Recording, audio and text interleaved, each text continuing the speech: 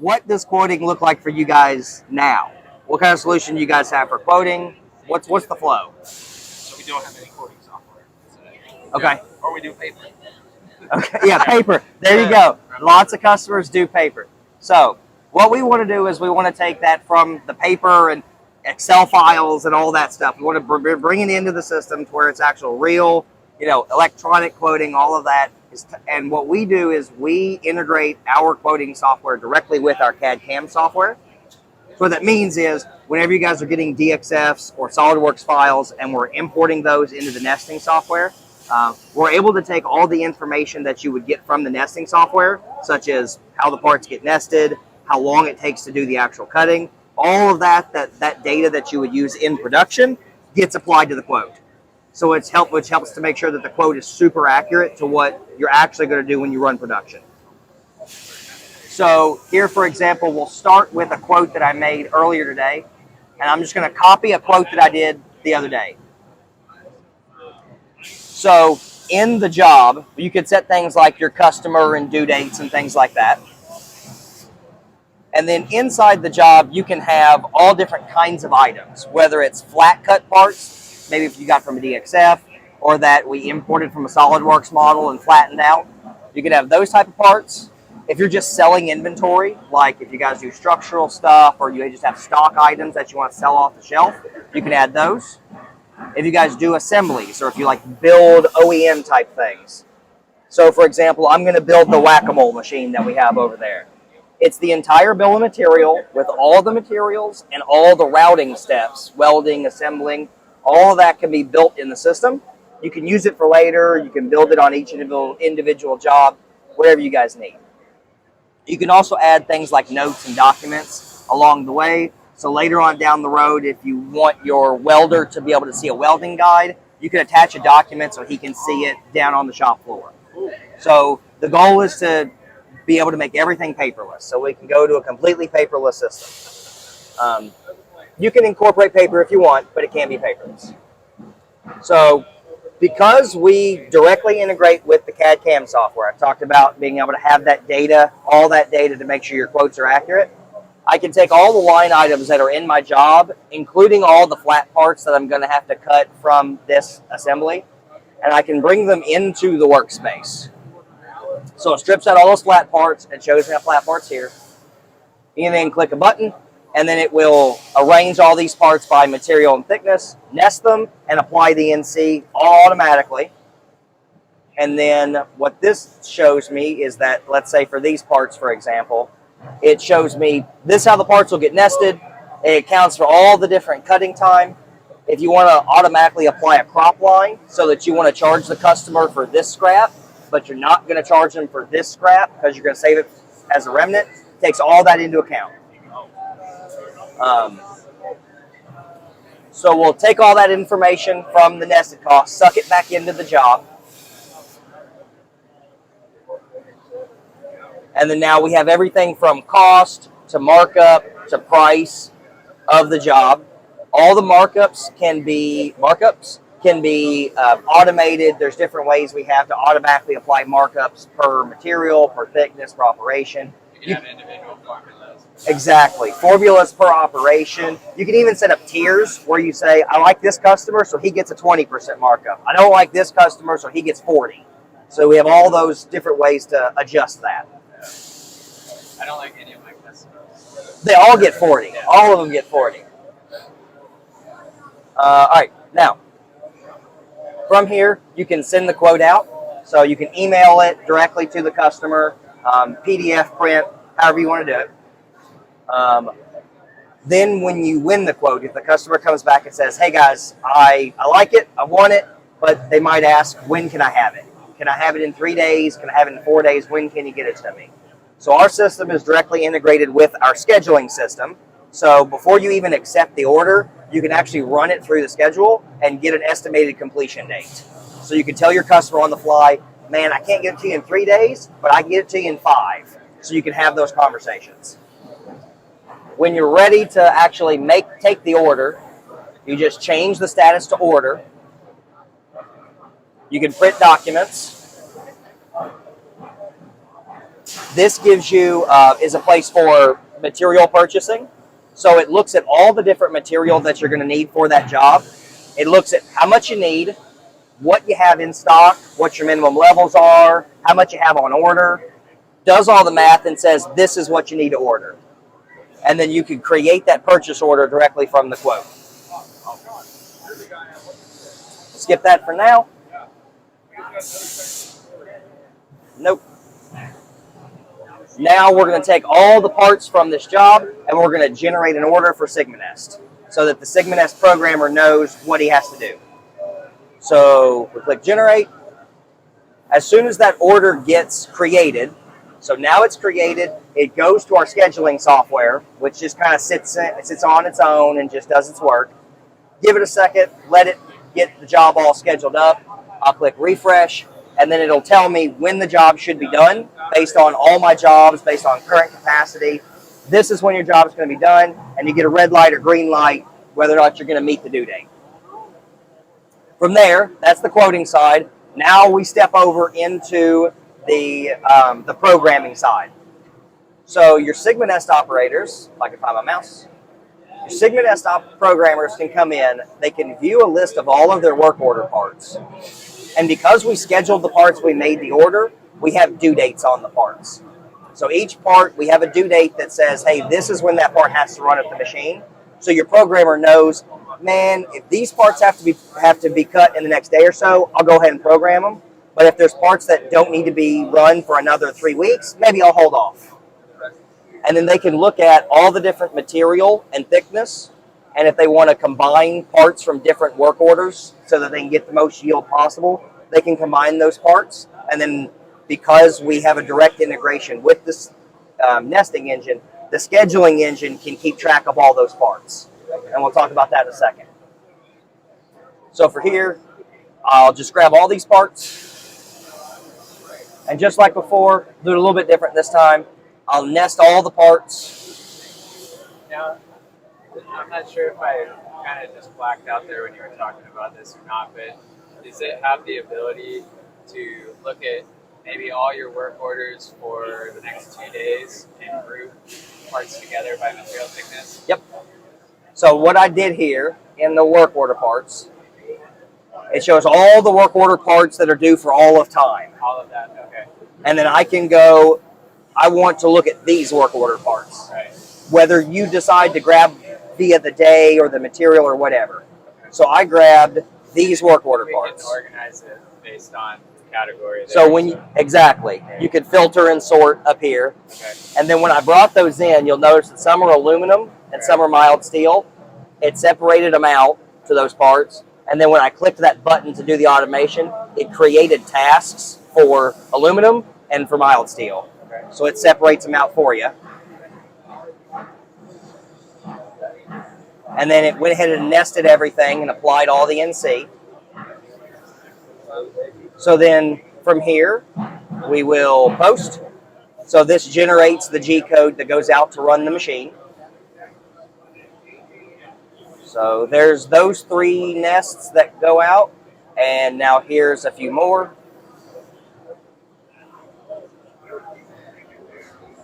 Done. All right, now the programmer's done. Now we'll take another step this way, and we'll talk about scheduling.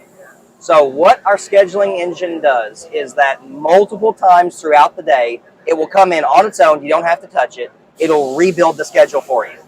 So it basically rips everything out and says, and it takes another look at all the new stuff, new orders that came in, due dates that have been changed, and rebuilds the schedule a few different times throughout the day. Now, something else that it does, which a lot of other scheduling engines don't do, is if you have parts that are spread out across 2 or 3 different sheets, it's able to understand that those parts are on nests and not just individual parts. So, for example, and we can do that because we have a direct integration with the nesting software. Outside softwares don't have that. So what that means is if this particular part is spread across this nest, and this part has to be bent, has to go to the press brake afterwards, then the system is smart enough to know that it has to wait until this nest and this nest is done before it can do bending. So that eliminates a lot of bottlenecks. exactly. And because it's also looking at the individual parts on those nests and the due dates of those parts, it'll actually rearrange and tell you which order to cut the nests so that you can get the parts that have to be bent to the press brake faster. It has all that intelligence built in. The scheduling software can also schedule what we call forward or backward. So forward means I want to get it done just in time, or I want to get it done as soon as possible. I don't care if it's due 3 weeks from now, get it done now. It can also do what we call backward. A lot of people call it just-in-time nesting or just-in-time scheduling. If the part takes 3 days, if the job takes 3 days to make and it's not due for 3 weeks from now, it'll start with the due date and work the operations backward and tell you when to start it, so that you don't cut parts too early and have parts sitting on your shop floor for 2 weeks when you don't need them till later. Once everything is scheduled up, another tool that we have is for the shop floor supervisor or foreman, however the company is set up. They can use Load Manager to look at all the different programs, all the different operations that have been scheduled, and then they can take those operations and they can release them onto the shop floor and get them assigned to the various workstations. Your cutting operations, welding, bending, there's an assembly operation that gets pushed on to the next day. And we keep all of this in order. So for example, the bending, after those parts go to bending, they go to welding. Before they can go to bending, they have to be cut. So we keep everything lined out. What this lets you do is also account for the disruptions that are going to come up on the shop floor every day. As soon as you build a schedule, it's outdated. Someone's not going to show up for work. You're going to have a program that runs too long, a machine breaks. So what a lot of companies struggle with is they say, I don't need to wait and reschedule the whole shop. I need to know what I need to do right now. So what we let you do is you can adjust your capacity on the fly. So for example, if I turn off one of my press brakes and if I turn off one of my lasers,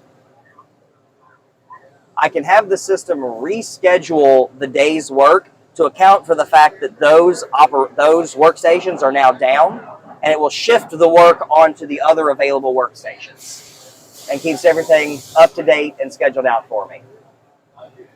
If I get lucky later on and the machine comes back online, I could come in and turn the machines back on. You can also create downtimes. So if it's like a 3-hour block or maintenance, scheduled maintenance, you want to add in a date and a time, you can build those into the schedule.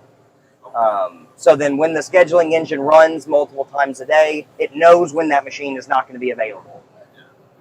And then you can readjust later. Last step is out on the shop floor. Now we're getting into work orders and routers. Correct.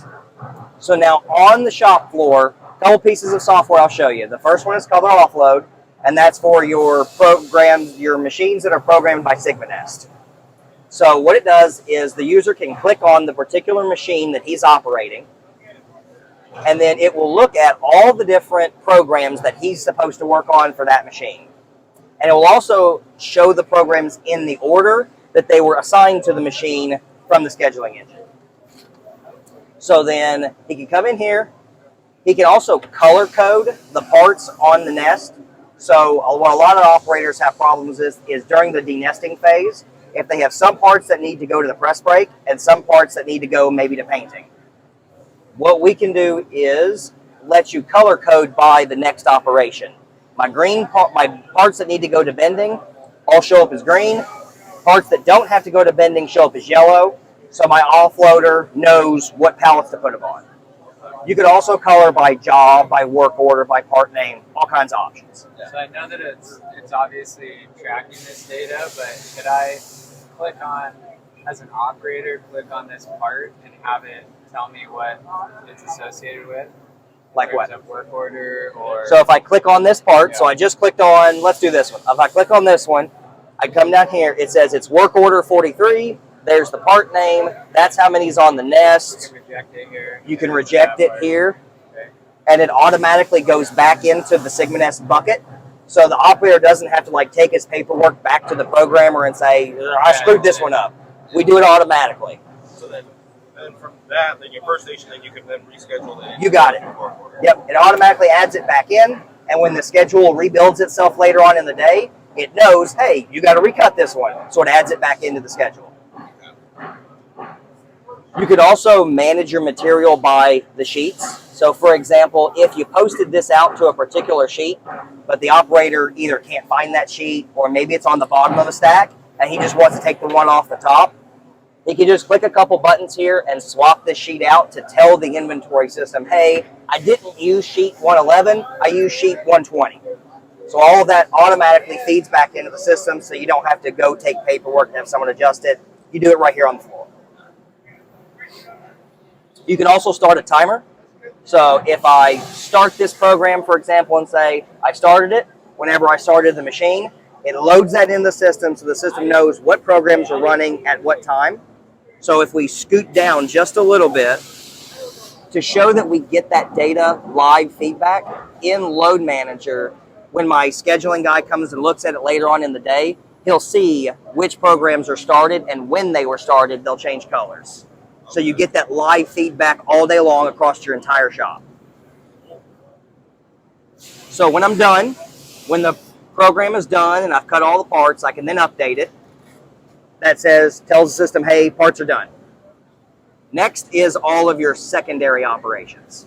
When I say secondary operations, I mean everything that happens to the parts after cutting. Bending, welding, painting, all that.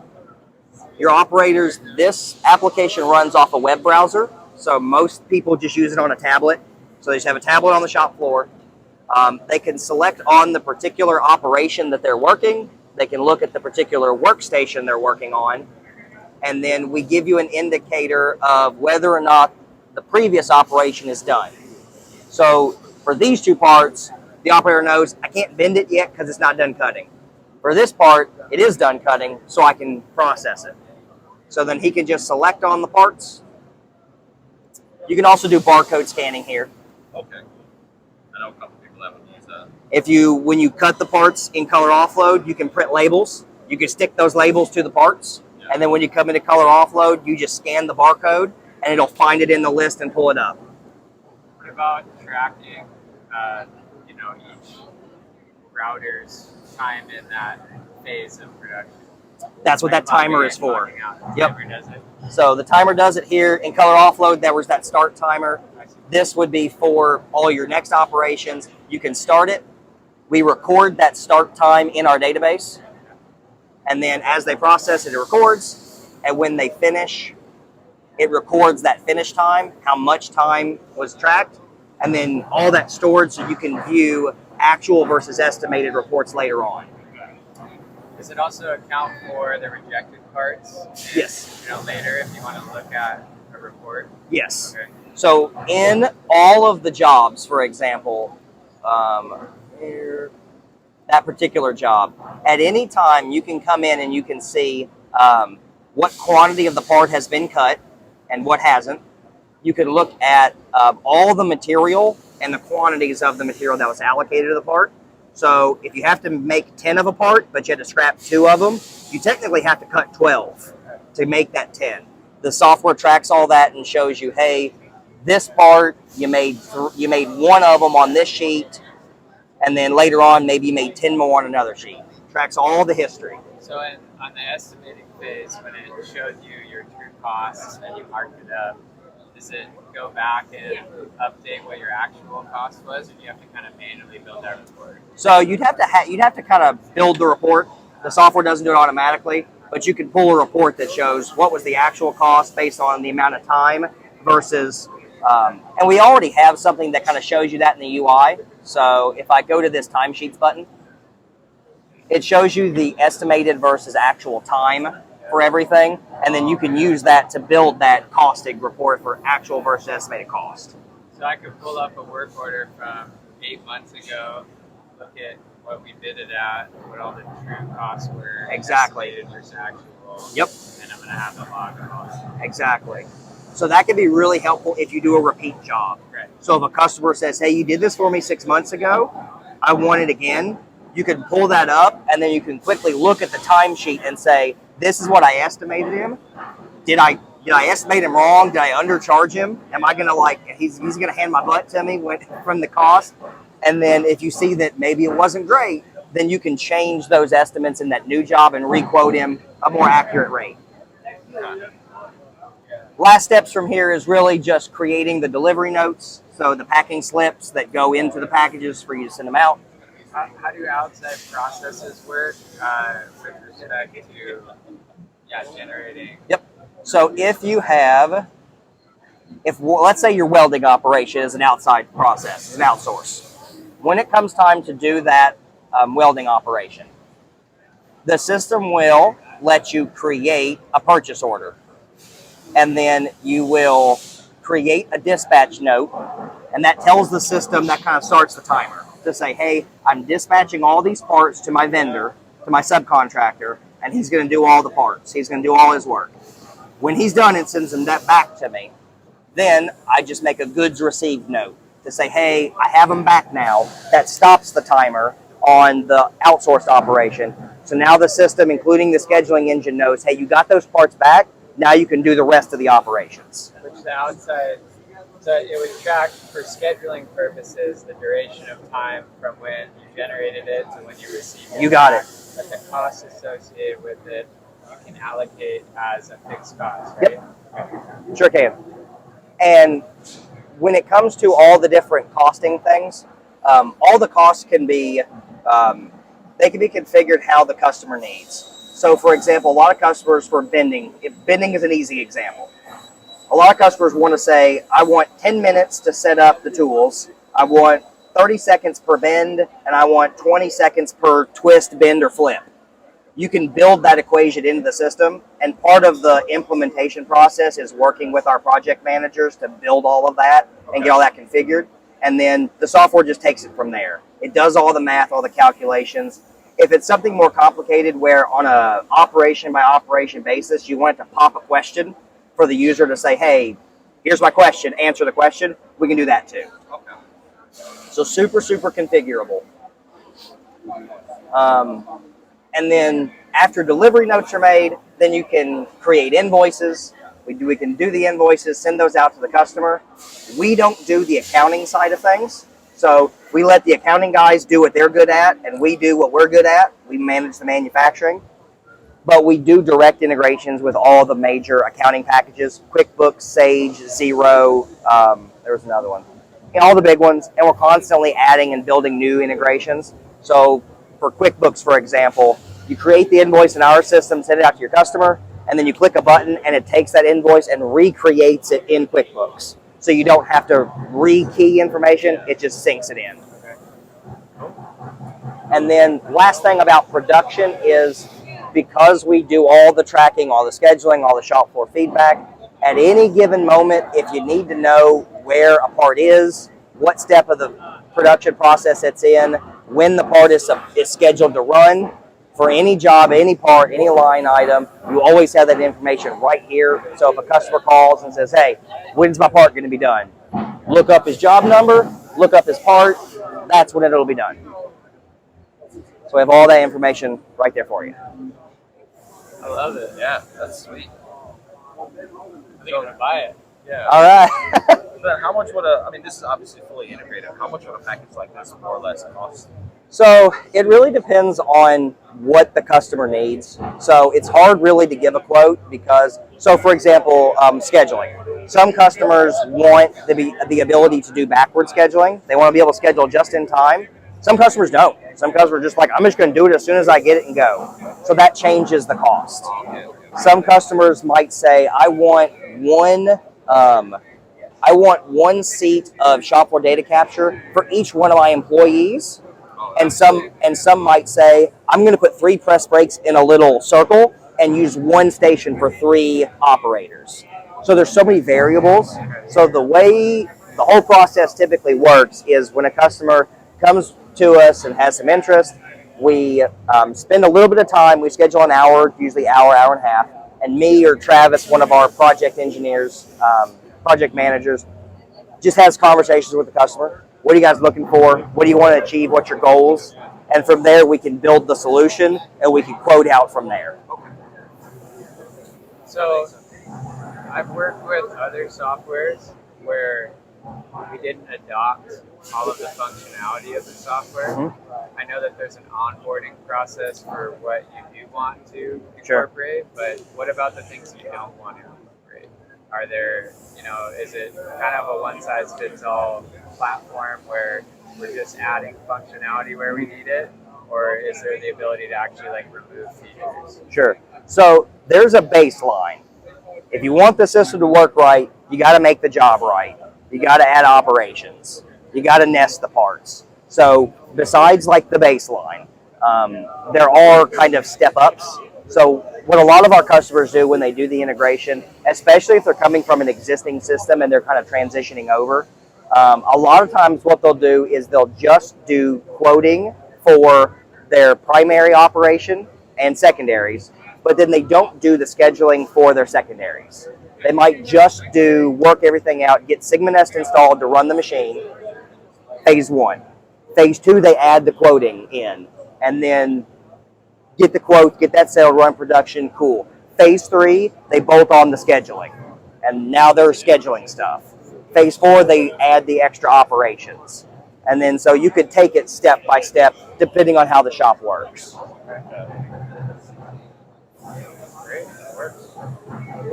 Cool. That's a great presentation. Yeah, man. I appreciate it. Very